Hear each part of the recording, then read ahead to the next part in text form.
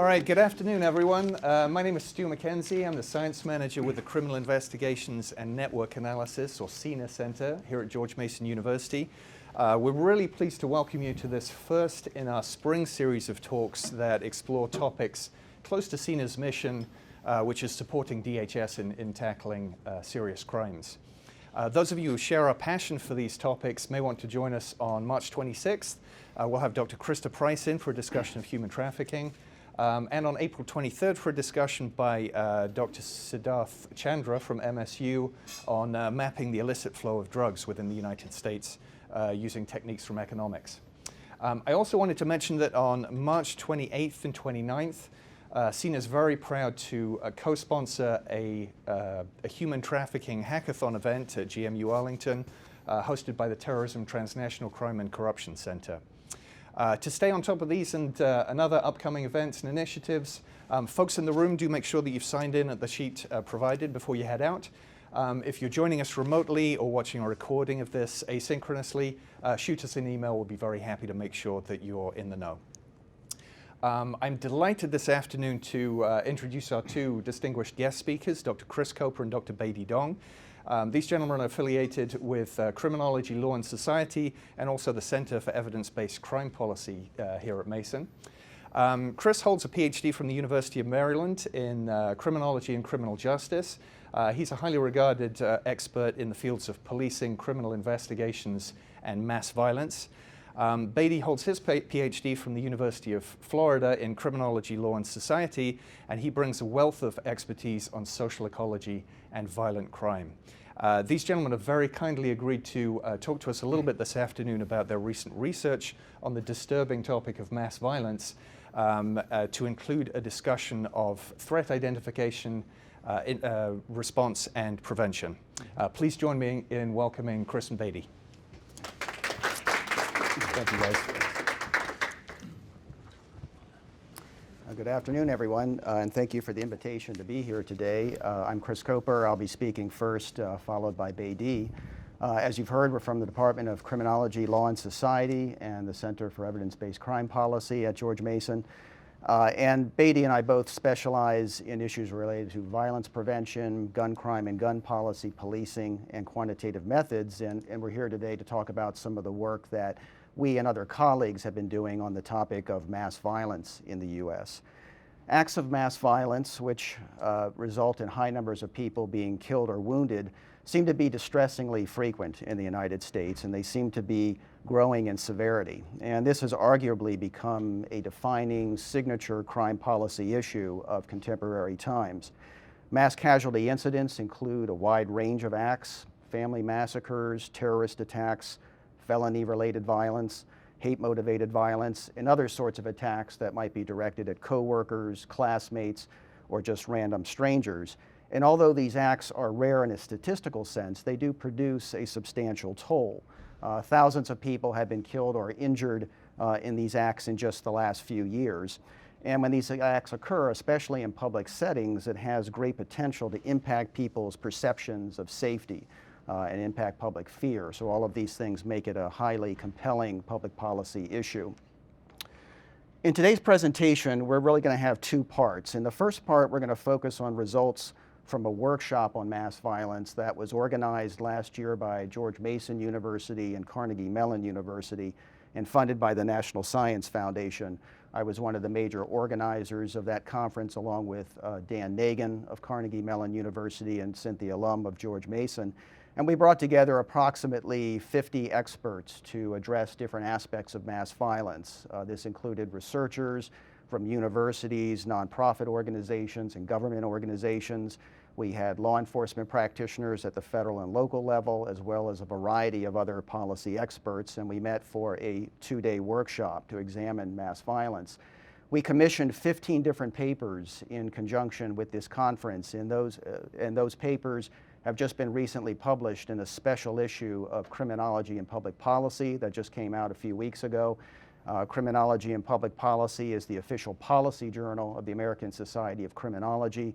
Cynthia Lum and I are the editors of that journal, and Dan Nagin is the outgoing editor. And these papers address a variety of different issues surrounding mass violence, concerning things like measurement of mass violence and assessing trends, gun policy, mental health, threat assessment, target hardening and situational crime prevention measures, predictive modeling to identify high-risk people, also the use of social media to understand patterns and reactions to mass violence, and also improving the reactions of first responders to reduce the lethality of these incidents. And a group of CINA-related scholars led by Ari Krotoru also contributed to this issue with a paper looking at how social media can be used to understand the public's reactions to these issues.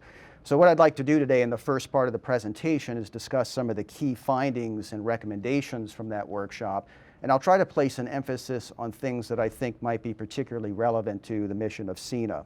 And then we'll discuss some new research efforts that we and others have been undertaking or developing to tackle this issue. And Beidi in particular will focus on an idea we've been developing that might help to refine threat assessment models like those used by the National Threat Assessment Center to try to better differentiate some of the potential threats for mass violence that have the most potential to result in the greatest harm.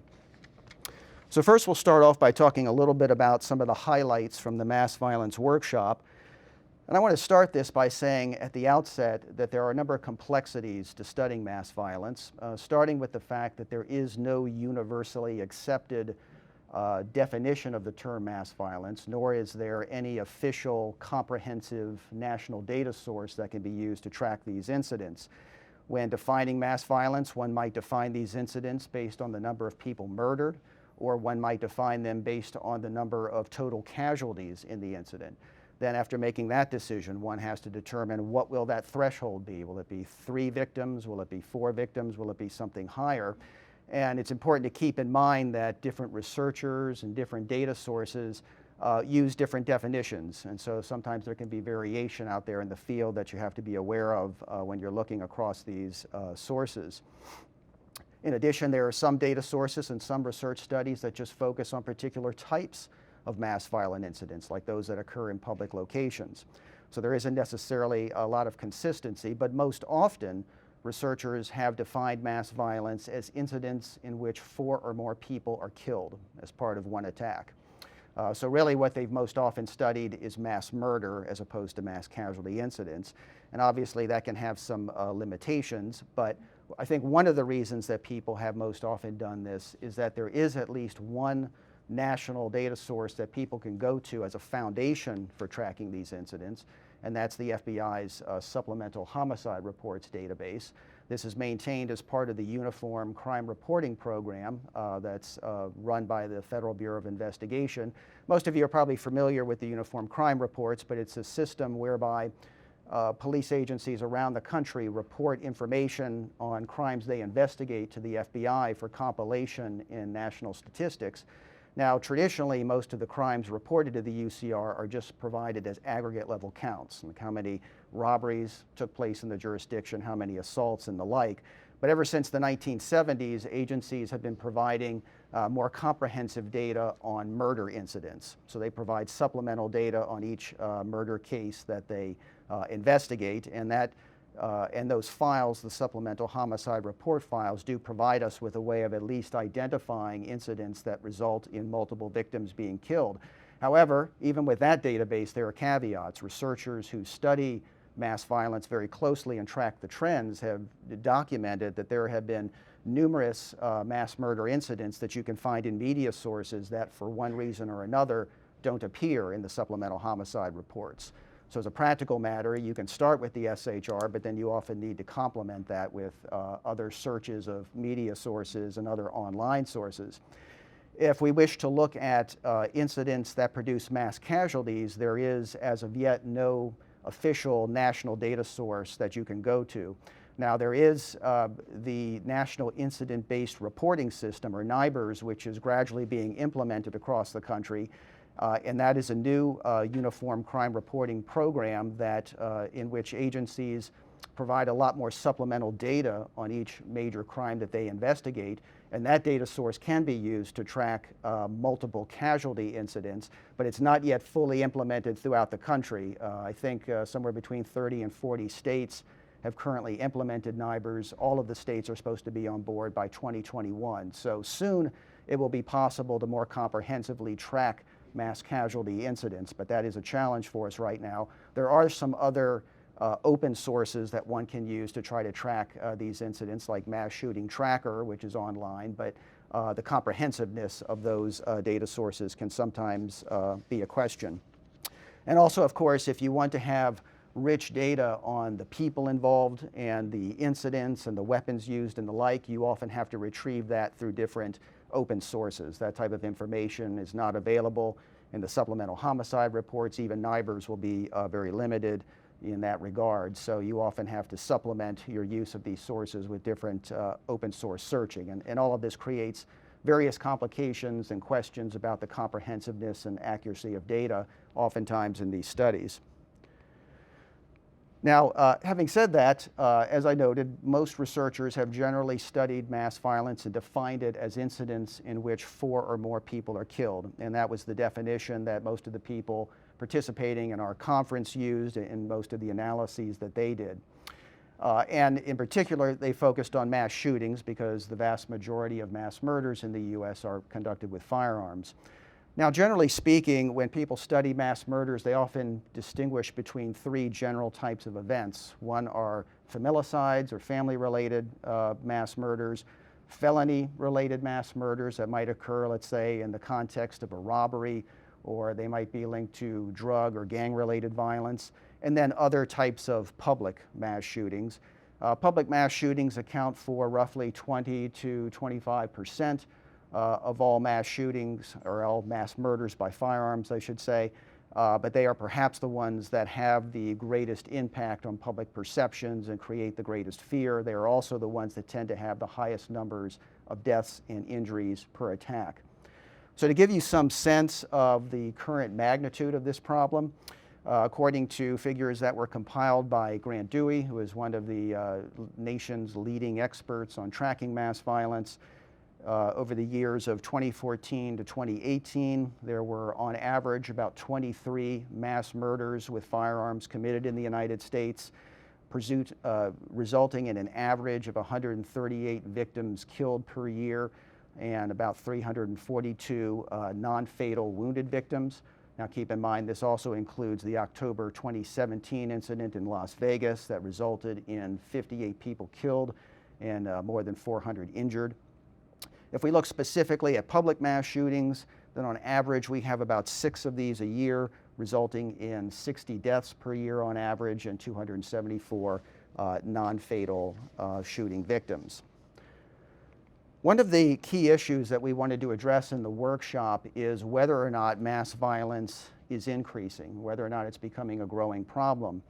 And one of the things that came out of the studies is that mass public shootings have been rising in recent years, and in particular, the victim counts in mass shootings have been rising. They are becoming more and more severe. So as an example, that is illustrated in this chart that was put together from Grant Dewey's article, in which he's looking at the victimization rate, the number of people shot and killed in these incidents per 100 million over the period of 1976 through 2016. Actually, I think he went through 2018. As you can see from this chart, there have been some ups and downs over time, but since about 2006, this shooting rate has been steadily rising. And over the last several years, we've had the highest levels that we've seen since at least the 1970s. This issue was also explored in another paper that was done by Adam Langford and James Silver, and they were specifically looking at the frequency of what they call high fatality public mass shootings. And they defined high fatality public mass shootings in a number of ways, as you can see in this chart. You can define them as incidents in which 8 or more people were killed, incidents in which 12 or more were killed, or incidents in which 16 or more people were killed. And they tracked all of these incidents going back to the 1960s, and here you see the numbers by decade. And what it shows is that these events have been occurring at an especially high rate during the last decade.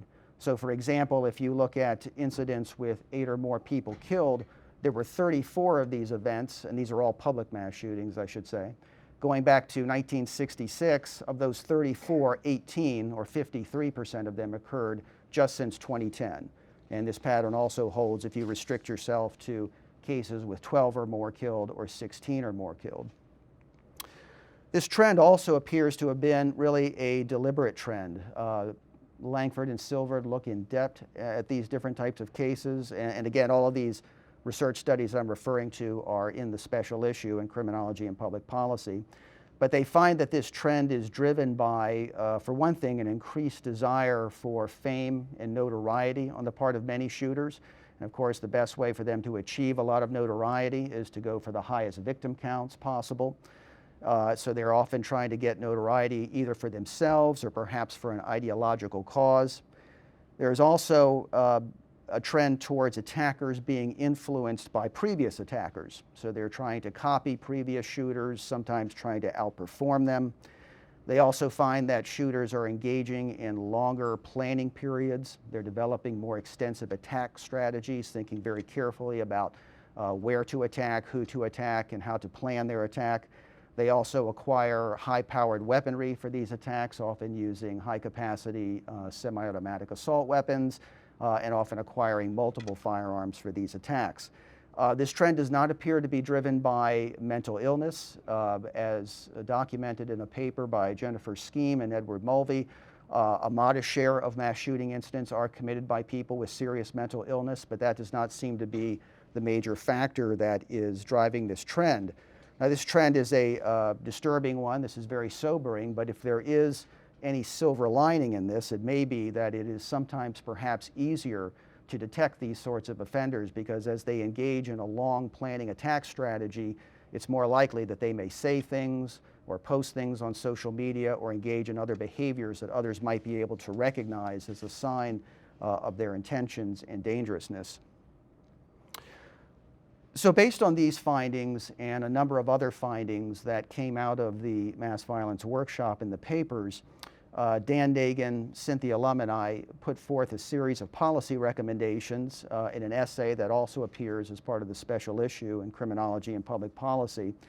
And I'll just review these very briefly at the start, but I'll focus particularly on one area where I think an organization like CINA might be able to contribute to research and policy development. First of all, we did have a number of suggestions for reforms of firearms policy. This is an area that I specialize in, and I wrote a paper on regulation of assault weapons and high-capacity semi-automatic weapons. That's a topic that I've been studying on and off throughout my career, including a series of reports that I did for the Department of Justice years ago on the old federal assault weapons ban. But we had some recommendations for restricting large capacity ammunition magazines, strengthening background checks for gun buyers, particularly through licensing and permit systems, strengthening restrictions for gun restrictions for domestic violence offenders. There's often a significant nexus between domestic violence and mass shootings. Further use of extreme risk protection orders, and that's one that I'll come back to in a moment that has some relevance here. And also just other initiatives to identify and disarm prohibited gun possessors. A second general area of recommendation involved improving emergency responses to mass shootings to try to reduce fatalities. So in the wake of a lot of these incidents, there have been after-action reports that have highlighted lessons learned that are important for police and other first responders, emergency medical technicians, and for hospital staff and even other citizens. And if those guidelines are followed, they have the potential to reduce the number of people who die as a result of these incidents. And a paper about that topic is written by Paul Reaping and colleagues in the special issue. And for example, one of the things that they emphasize is the need to get victims to trauma centers as quickly as possible. So in some instances, for example, that may mean that police are better off once they've taken out the shooter. They're better off getting the victims, putting them in the back of a squad car and taking them immediately to the hospital rather than waiting for an ambulance to arrive. A third area of recommendation had to do with formal tracking of mass violence. As I noted, there are various difficulties involved in measuring mass violence, and so we recommended that the federal government, either through an agency like the FBI or the Bureau of Justice Statistics, invest in more systematic, comprehensive data collection and tracking of mass violence incidents.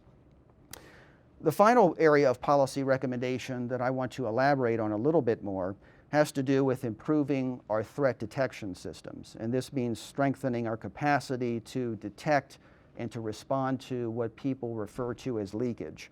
And broadly, leakage refers to different statements and behaviors by potential attackers that may signal their intentions and their dangerousness. In the wake of many mass casualty incidents, people who knew the shooter often revealed that there were concerns about the shooter's behaviors and statements. And you may hear this from family members, from friends, from classmates, from coworkers. Yet often these concerns don't get reported to authorities. People are uncertain about whether to take it seriously, or they don't want to get involved, or they don't want to get the person into unnecessary trouble. Now, this can be especially important to preventing the worst mass shootings. As I noted, these offenders often plan and prepare for a long period, and so it's more likely that they will say something or write something or do something that people observe as problematic. Based on this consideration, James Silver, in one of the special issue papers, advocates for greater public education campaigns to help people recognize the signs of potential mass violence and to encourage more reporting to law enforcement and to try to change social norms regarding reporting. Another issue that we recommended is more research and development on efforts and methods to monitor social media and the internet for threatening communications. At present, law enforcement practitioners often have to do social media searches by hand through keyword searches, often in response to tips they receive. We're not aware of any other artificial systems for monitoring the media and the internet for threats. We were actually surprised by this. At the outset of the conference, we reached out to people in CINA to ask if these types of capabilities exist. We talked to computer scientists at Carnegie Mellon University, and we didn't, nothing of this sort came up as being discussed in the public domain. Now, perhaps there are classified capabilities of this sort in the intelligence world, but we're just not aware of this being used in the public sphere, and we felt that this is an important area of development.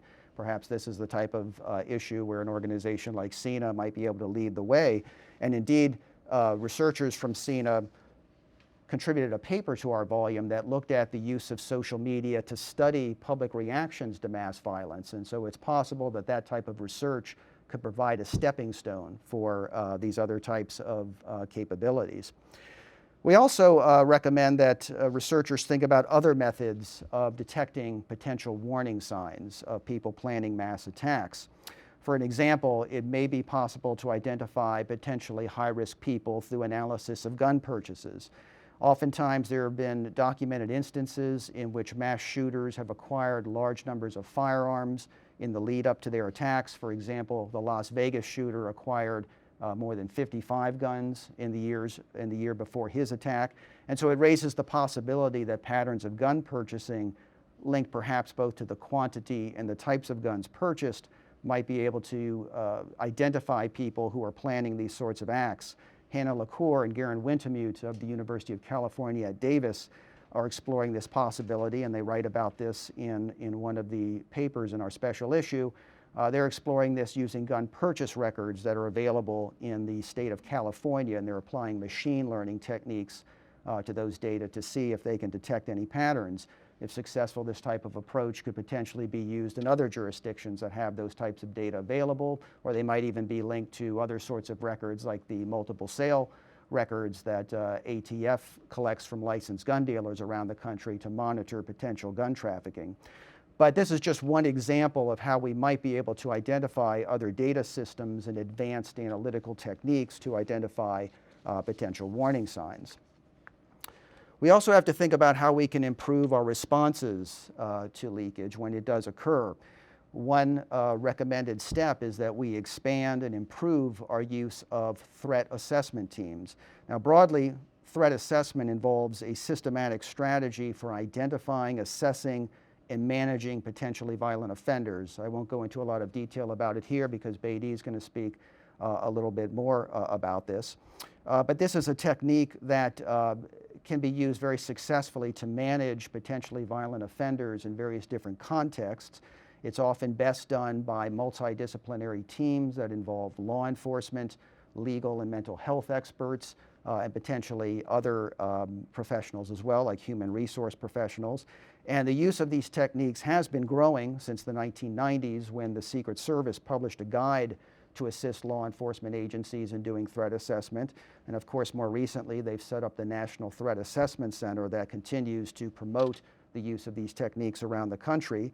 Experts widely recommend this as a best practice for reducing violence in various contexts. One of the articles in our issue was written by Dewey Cornell of the University of Virginia, and he shows that here in Virginia, where the use of threat assessment is mandatory in schools, this type of approach has been very successful in reducing violence of all sorts in Virginia schools, and often it's successful without having to resort to more formal disciplinary action or police involvement. Now, James Silver writes about this and about different steps that we might need to take to promote more uptake of this nationally. Surveys with schools show that outside of Virginia, most schools either don't have these capabilities or they don't use them on a regular basis. And outside of schools, it's not clear that many communities have the capabilities in place to do this. There are some known examples, but it's not clear how widely communities can do this. Recently, there has been some legislation proposed in Congress to try to upgrade national capabilities in this area through $125 million in grants. That's an act called the Threat Assessment, Prevention, and Safety, or TAPS Act. Another way that we can try to improve our response to leakage is by expanding the use of extreme risk protection orders, which are often referred to as gun violence restraining orders or red flag laws. These are laws that allow authorities to temporarily disarm people who are at high risk of harming themselves or others, but who cannot be effectively dealt with through arrest or hospitalization. These orders can be issued based on petitions from police, usually from family or household members, and sometimes from other parties, like school officials. And when granted, they require subjects to relinquish firearms that they possess, and they're prohibited from obtaining any new ones. These laws provide for temporary or emergency restrictions, often for a few weeks, and then after formal hearings, if appropriate, the extensions can be, or the orders can be extended for longer periods, like 1 year. And a growing number of states are adopting these laws. Last time I checked, 17 states and DC have some version of these laws in place, and they would seem to have wider political appeal, I think, because they're highly targeted, they're based on behaviors, the restrictions are temporary, and they do provide due process for subjects. And research has shown that these laws have helped to reduce suicides in some states, but further research is needed to determine if they can be used to reduce violence, and particularly mass violence. One such study is being conducted right now in California, where researchers have been tracking over 400 people that were subjected to these orders in California between 2016 and 2018. Last fall, a preliminary study was released that looked at 159 of these cases, and there were 21 in which the person was considered to be a threat for mass violence. And in those cases, so far, there's been no adverse events that have happened. In those cases, they have not gone on to commit mass shootings or even any other homicides or suicides. Follow-up with other subjects is ongoing. So this is just one example, but obviously we're going to need a great deal of further research on the potential of these laws. Now, for organizations like CINA, I think this raises the question of whether we might be able to help authorities to improve their tools for threat assessment. It's important to note that current threat assessment techniques are not statistical tools. They don't involve statistical risk prediction. But it might be possible to develop statistical techniques to help authorities assess the threats that come to their attention. And this could be particularly helpful if there is a substantial increase in the number of these tips that start coming into law enforcement, and if there is a substantial increase in the use of threat assessment teams nationally. Last year, for example, in the wake of a spate of mass shootings that occurred in the summer and in the early fall, there were a lot of stories out in the media about situations where people were sending tips about potential mass shooters to law enforcement. So if that were to happen on a wide-scale basis, it's possible that it could be challenging for law enforcement threat assessment teams to manage all the different tips that might come in their way. So in a moment, I'll be turning things over to Beidi, and he'll be discussing some work that we've been developing to try to develop data-driven typologies of mass shootings and potential mass shootings based on various actor and situational characteristics. And one particularly useful aspect of that approach might be to more precisely identify those potential threats that have the greatest potential to result in the most severe mass shootings of the sort that have been increasing in recent years. Along similar lines, another article in our special issue done by Richard Burke and Susan Sorensen illustrates how very sophisticated statistical techniques, things like stochastic gradient boosting, genetic algorithms, and agglomerative clustering. I can barely say those things, don't ask me to explain them, but how those types of techniques can be used to improve the prediction of rare events. In their article, they use the example of trying to predict which domestic violence offenders are most likely to reoffend in a way that results in injury. But now that type of outcome, while rare, is much more common than mass violence. But it is, so the applicability of these techniques to mass violence might still be uncertain. But on the other hand, with a more refined pool of cases, say known potential mass shooter threats, perhaps it would be possible to use these types of techniques more fruitfully. I also wanted to give a quick mention to research that's being done by Matthew Diana, who's here with us today, one of our PhD candidates in criminology. He's doing a fascinating study to look at whether or not we can try to identify the communities and time periods that are at greatest risk for the most severe mass shootings, what he refers to as the black swan events. Worst of the worst, the rarest of the rare. And specifically, he's looking at whether county-level characteristics like violence levels, gun availability, demographics, economic indicators, mental health indicators, and other types of trends and patterns over time can be used to identify the places and time periods when these events are most likely to occur. And I think he'll be having some results on that soon. Perhaps some folks might have a question or two for him at the end. He'd be happy to talk about that, I'm sure. But these are some of the avenues that I think might be of most interest to the CINA community based on what came out of our mass violence issue. Again, just a reminder that it is in the new issue of Criminology and Public Policy, which all of you can find online, or if you'd like copies of any of those articles, feel free to get in touch with me. So with that said, I'm going to now turn things over to Beidi, who will get into a bit more of the technical aspects, the smart part of our work. All right, thanks, Chris, for basically providing us some general understanding of mass violence in the United States, and also some general recommendations regarding what we can do. Okay, so as you may know, for the vast majority of mass violence in the United States, okay, so the offender will intentionally or unintentionally provide some leakage information. Okay, so based on our understanding, we think we need to take advantage of those leakage information, and that is critical for us to basically prevent such kind of incidents. Okay, so based on that, Chris and I proposed to do a study basically to take advantage of leakage information and basically to improve the threat assessment model in a more quantitative, structured way. Okay, so Chris has mentioned basically threat assessment model is widely recognized as a best practice. Okay, so here I just want to give you a little bit more basically background regarding crime prevention and violence prevention in general to help you understand why threat assessment model is so important. Okay, so within criminology, when we talk about violence prevention or crime prevention in general, we are talking about basically two perspectives. Okay, so first of all, people are talking about the so-called offender-oriented approach. That is, we are trying to understand who will become the offender. And the other approach is basically the so-called incident-oriented approach, which is we focus on the crime itself. We try to understand under what circumstances or when, where, and how the crime will be committed. Okay, so within criminology right now, it's still the offender-oriented approach that dominates the field. Okay, so when you open any criminology textbook, you will see social learning theory, biosocial theory, or string theory, social control theory, a lot of theories that will tell you basically tell you who will become the offender or who have the higher probability of becoming an offender. Okay, so that is also the original strategy people trying to do in the early 1990s when we try to respond to school shootings. Okay, so people develop some kind of checklist to try to identify the high risk offenders, or in other words, we try to do the so-called offender profiling, okay?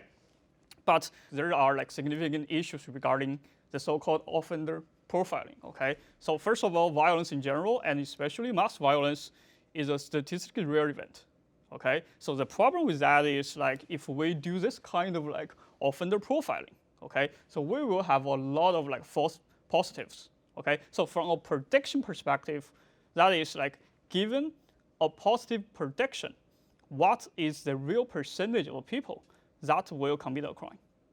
Okay, so that's a key question we need to understand. But if we do offender profiling, okay, so the positive predictive value will be very unsatisfactory, which means we will label a lot of people who will not commit crimes as potential offenders. Okay, so there will be labeling effects, which will be very unfair to those people, and which will also be associated with like a lot of like significant behavioral or psychological impacts. Okay, and also research is also showing that there basically is heterogeneity among offenders. Okay, we cannot just identify one offender profile in order to prevent this kind of incident. Okay, so that's why the field began to move beyond the so-called offender profiling approach and try to do the so-called incident-oriented approach. So that is why like threat assessment model now is widely recognized as the best practice, okay, which is basically a case-driven method used with an identified threat against a specified target, okay? So given the huge impact of this issue, and especially after the extensive media coverage of some high-profile incidents, like the DHS and especially the National Threat Assessment Center began to publish like the threat assessment analysis in March 2018. Okay, they published the first analysis, and then a year later they published the second mass attacks in public spaces in 2018 report. Okay, so in those two reports, they basically try to do some preliminary threat assessment analysis regarding the different characteristics of the mass public attacks in the United States. Okay, and also the importance of this issue can also be indicated by how the Congress is trying to push the adoption of the threat assessment model in the United States. And basically they highlight the important leading role of Homeland Security in this effort. Okay, so here is just a screenshot of the key message in the bill. As you can see here, basically they try to develop a key national strategy that will do the threat assessment and management, and hopefully the Department of Homeland Security will take a leading role in order to prevent such kind of like targeted violence in the future. Okay? So more specifically, when we talk about threat assessment, okay, there are basically 3 steps.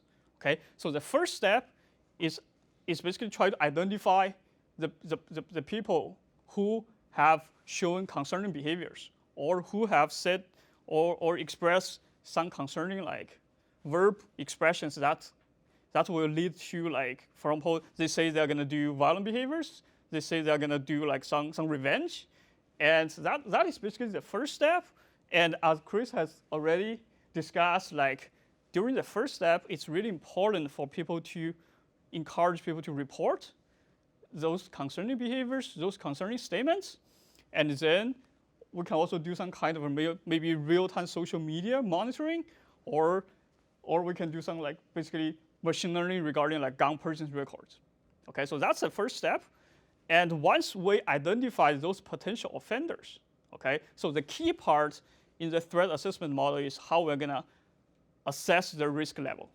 Okay, so that is where Chris and I are trying to improve the knowledge and try to, provide some practitioner use, so basically practical tools that practitioners can use.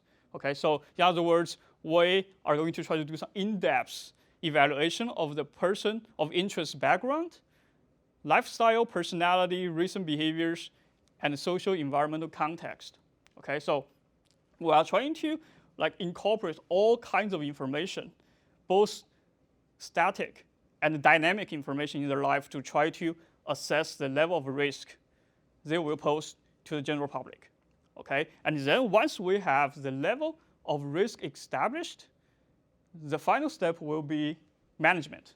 Okay, so based on the level of risk, how we're going to manage them. Okay, so existing research has shown that we can do a bunch of things. Okay, so from the very beginning, like we can dismiss the case based on the threat assessment model because we think the risk is very low, or maybe we can do interviews with the people, okay, to find out whether or not this person is a real threat or not. Or we can do restraining orders. We can do treatment. We can do surveillance, or eventually we might have to do arrest and persecution. Okay? So based on that, our overarching research goal here is basically try to build a structured quantitative assessment tool for evaluating the risk of mass public violence and basically align the risk with the management strategies. Okay, so to our best knowledge so far, we do not yet have such a risk assessment tool for mass public violence. Okay, so a good analogous example here will be the risk assessment tool used in the correctional settings. Okay, so there are different generations of risk assessment. Okay, at the very beginning or in the first generation, it's basically we provide all those information to experts in the field. Okay, so they will do some professional judgment, and they will try to basically do their own subjective understanding or their expertise regarding the issue. Okay, and then they will provide some general suggestions regarding the level of risk. Okay, so that's the first generation, and then we have the second generation of risk assessment. Is basically we are gonna incorporate some personality or stable factors into the risk assessment model, and we're provided some structured instrument in order to assess the level of risk. Okay, and then during the third generation, people began to bring into the dynamic or situational factors into the risk assessment model. Okay, and eventually, ideally, during the fourth generation, what we want to do is we want to incorporate the management strategies into the threat assessment model. Okay, so far, regarding mass violence in the United States, to our best knowledge, we are still at level 1. Okay, so we are still at the first generation. Okay, so that's why Chris and I are trying to basically, to some extent, push our efforts into the second or third generation of risk assessment for mass violence. Okay, so in our proposed research, we have 3 specific aims we want to achieve. Okay, so first of all, we want to basically refine the National Threat Assessment Center's threat assessment analysis model. Okay, so we want to include additional investigative themes.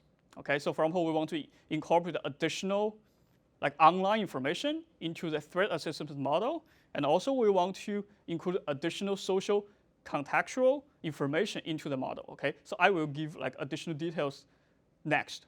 Okay, and also we want to expand the number of cases investigated by the National Threat Assessment Model. Okay, so given the lack of risk, given the lack of research in this area, okay, so we think we will provide an important database for DHS and other law enforcement agencies to try to identify and monitoring the trends of such incidents. Okay, so that's our first goal. The second objective we want to achieve in this new line of research is try to introduce or establish a data-driven typology of mass violence or mass public attacks in the United States. Okay, that is, we try to understand the co-occurring patterns of the incident characteristics. So for example, here, as you can see here, a terrorist extremist group initiated mass attack by automobile vehicles on public sidewalks would be quite different from a personal revenge attack by assault rifles at a semi-public space such as schools. Okay, so we think understanding the heterogeneity issue will be very important. And so far, we do not yet know whether or not we need to do differential threat assessment models for the different types of mass public attacks in the United States, okay? Because heterogeneity always leads to tailored response or tailored prevention and tailored recovery strategies, okay? So eventually, what we want to do as our third aim is try to train the so-called classifiers to differentiate the completed serious attacks from averted or public attacks that did not result in significant harms, okay? And we also want to point out the importance of understanding protective factors, okay? So far, when we talk about threat assessment model, okay, everybody is talking about risk factors, okay?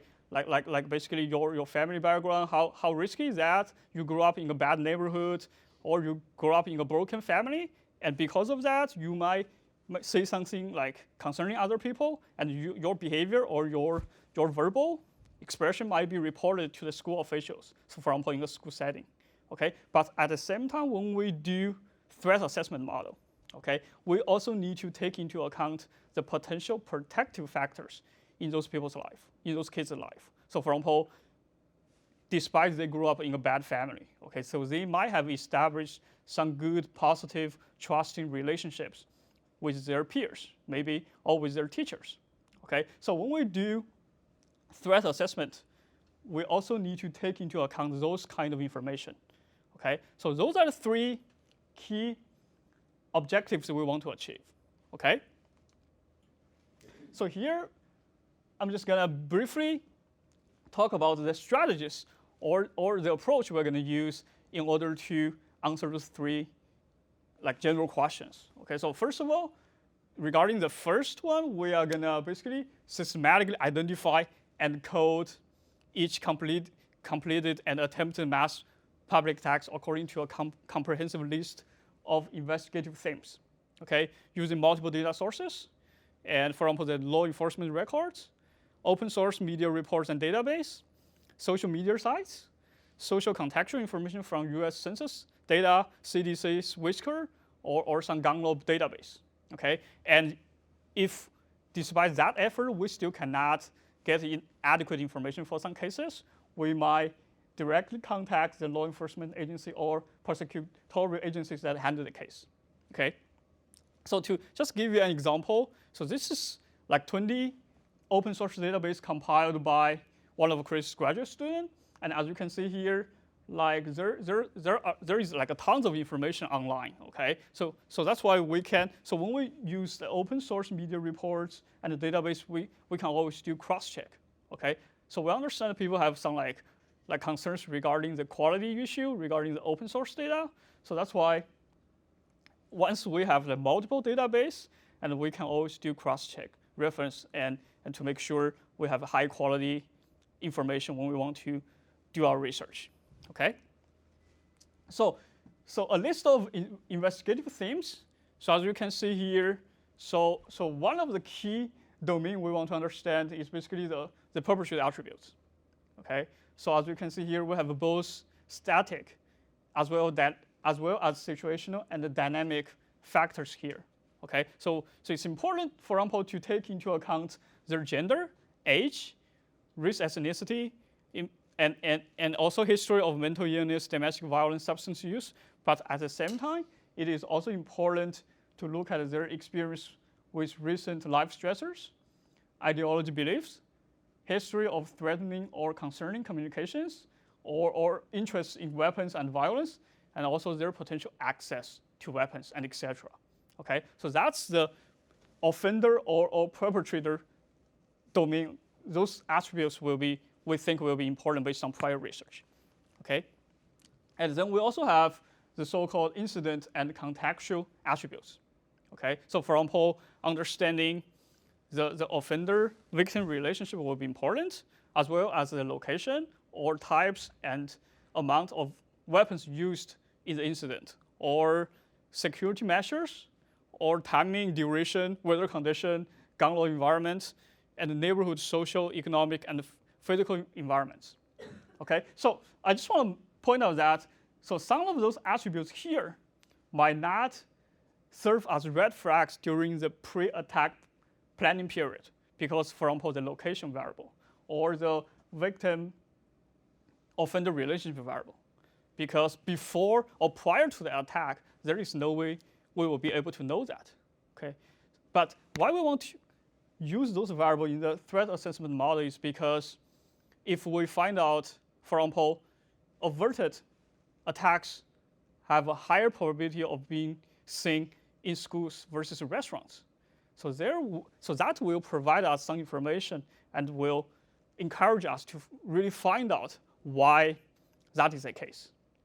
Okay, so that's why we try to include as comprehensive indicators as possible in our threat assessment analysis model. Okay, and to finish our second objective. Okay, so what we're going to do is basically do the so-called unsupervised machine learning. That is a fancy term, and basically it's clustering analysis. Okay, so that is we want to illustrate the co-occurring patterns of perpetrator, incident, and the contextual characteristics in real case scenarios. Okay, so here I give you an example here. Okay, I basically try to, so for example, look at those 5 cartoon characters. Okay, so imagine those 5 cartoon characters are 5 mass public attacks.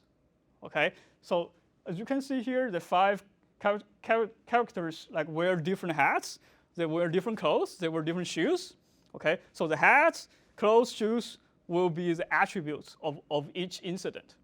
Okay, so what we really want to do is, through the so-called unsupervised learning, we want to identify the fundamental factor that will differentiate between all those cases.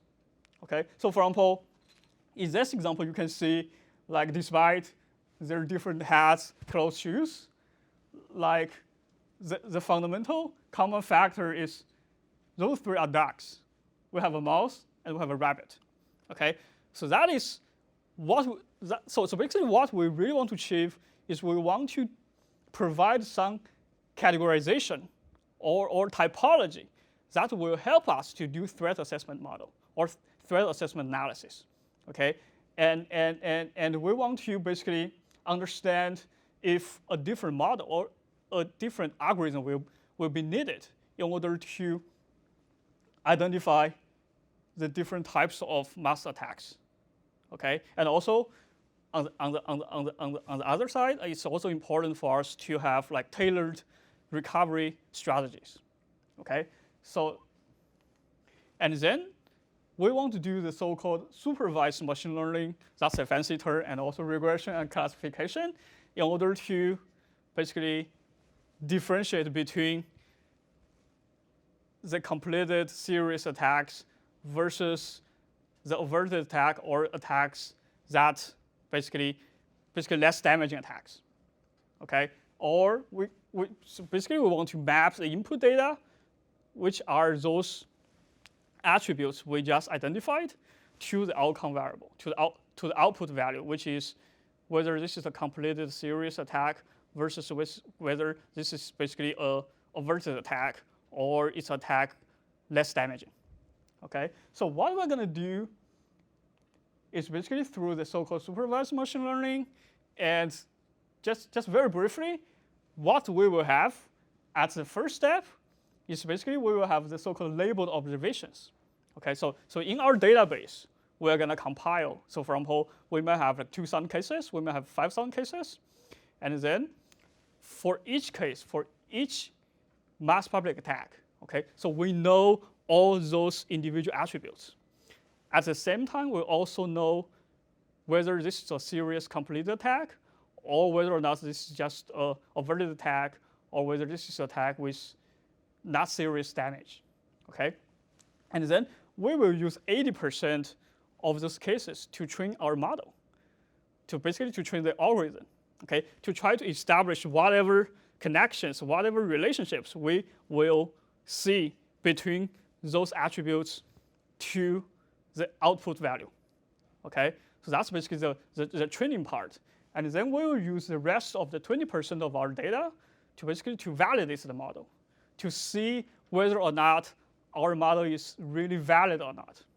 Okay, so if our model is valid, what we can do eventually, ideally, is basically once somebody reported a new case, identify a new person as a potential offender, we can basically plug in those attributes into the risk assessment prediction model, and then the prediction model will give us some stats regarding basically the actual level of the risk that people might possess to basically the general public. Okay, so that's basically the supervised learning part. Okay. So basically, to summarize, what we want to do here is basically try to deliver 5 things to the DHS or to the law enforcement in general. Okay. So first of all is basically we want to deliver a refined threat assessment model. Okay, with additional investigative themes from a broader variety of dimensions. Okay, and as well as protective factors.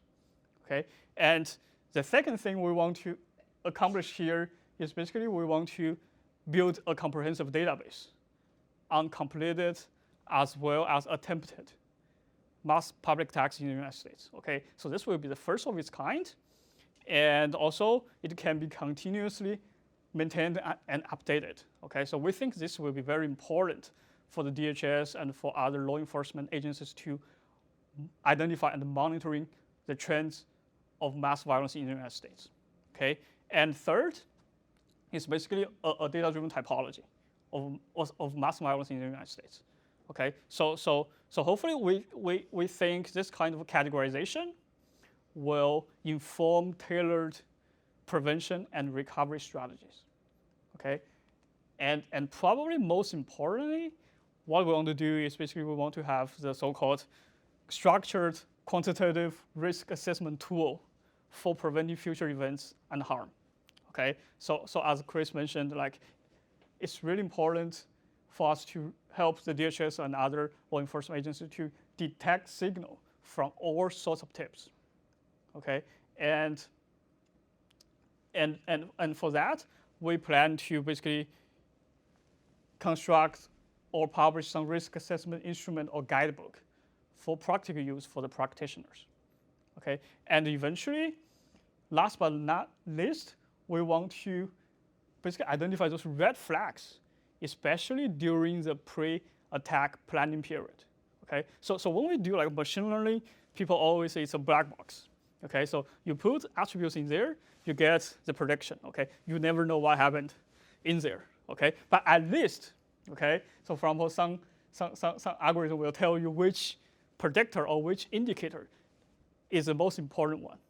Okay, so hopefully through our supervised machine learning, we will be able to identify some so-called modifiable risk and protective factors, especially during the pre-attack planning period. And we think those are the priority issues that the DHS and other law enforcement agencies might want to focus their attention on. Okay, so I guess that's the end of our presentation, unless Chris had anything to add. That's good. Right, thank you very much.